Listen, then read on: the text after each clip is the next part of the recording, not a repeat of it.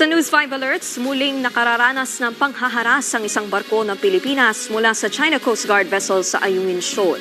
Sa inilabas sa mga video ng Armed Forces of the Philippines o AFP, makikita ang delikatong pagmaniobra ng China Coast Guard sa Unaiza May 4. Bukod dyan, nambomba rin ng tubig ang barko ng China. Sakay ng Unaiza May 4 ang mga supply para sa mga sundalong Pilipino na nakatalaga sa BRP Sierra Madre sa Ayungin Shoal. Ang Unaiza May 4 ay ang parehong sasakyang pandagat na nasira dahil sa water cannon attack ng China noong nakaraang buwan. Ayon sa AFP, kahapon nang umalis ang Unaiza May 4 sa Naval Detachment Oyster Bay sa Puerto Princesa City, Palawan. Sa ibang balita, pansamantalang papayagan ng Metropolitan Manila Development Authority o MMDA ang mga provincial bus sa EDSA ngayong Semana Santa. Dahil marami ang bibiyahe, pwedeng dumaan sa EDSA ang mga provincial bus mula March 23 hanggang April 2, alas 10 ng gabi hanggang alas 5 ng umaga.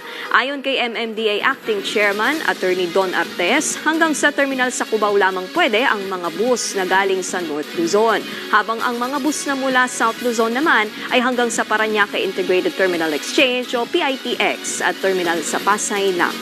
Magde-deploy naman ang ahensya ng higit 2,000 tauhan sa mga pangunahing kalsada, terminal at pampublikong lugar sa Metro Manila para matiyak ang kaligtasan ng publiko sa pagdiriwang ng Semana Santa. Para sa iba pang mga balita, pumunta lang sa news5.com.ph, pati na rin sa News5 Facebook, YouTube, TikTok at X social media pages. Ako po si Nikki de Guzman. Magandang umaga.